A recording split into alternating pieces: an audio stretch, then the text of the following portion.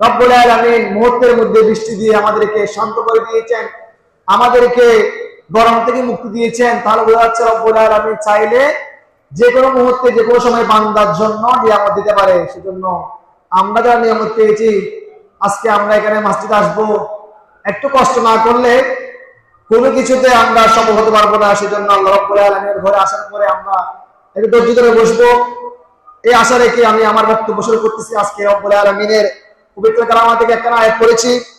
আল্লাহ রাব্বুল আলামিন বলেন, কুল লা আসআলুকুম আলাইহি আজরা ইল্লাল মাওয়াদ্দাতা ফিল কুরবা।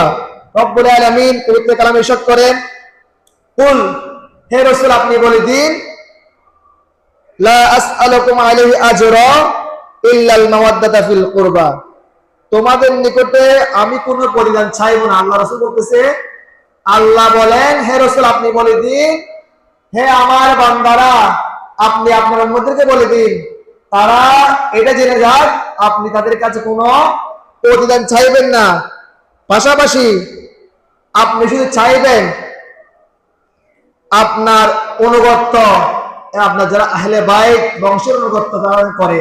সুবহানাল্লাহ। তাহলে আল্লাহ রাসূল বলে যে আমি তোমাদের কাছে আমার কোনো চাহিদা নাই, আমার কোনো কিছু চাওয়ার নাই, একটানা চাওয়ার আছে, একটানা পাওয়ার আছে, তোমরা আমার পাশাপাশি আমার যারা আহলে বাইত বংশধর যারা রয়েছে আহলে বাইত তাদেরকে অনুকরণ করবা। তাহলে এটা রাসূলের কথা হলো, সরাসরি আল্লাহ বলেন, আল্লাহর কথা বলেছে রাসূলের মাধ্যমে। সুবহানাল্লাহ। তাহলে যারা আহলে বাইত যারা রয়েছে তাদেরকে অবশ্যই সম্মান করতে হবে, অবশ্যই মানতে হবে।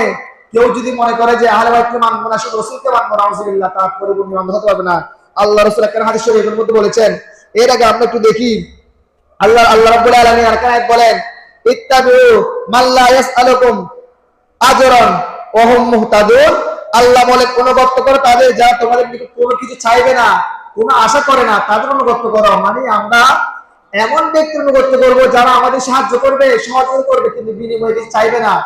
আল্লাহ রাসূল আমাদেরকে সাহায্য করেছেন, আমাদেরকে পথ দেখিয়েছেন, আমাদের জীবনকে গঠন করেছেন, আমাদেরকে পরিপূর্ণ ঈমান হওয়ার জন্য সুযোগ করে দিয়েছেন, সময় করে দিয়েছেন, আমাদেরকে বুঝিয়েছেন, কিন্তু আল্লাহ রাসূল বিনিময়ে ধন সম্পদ কিছু চাননি।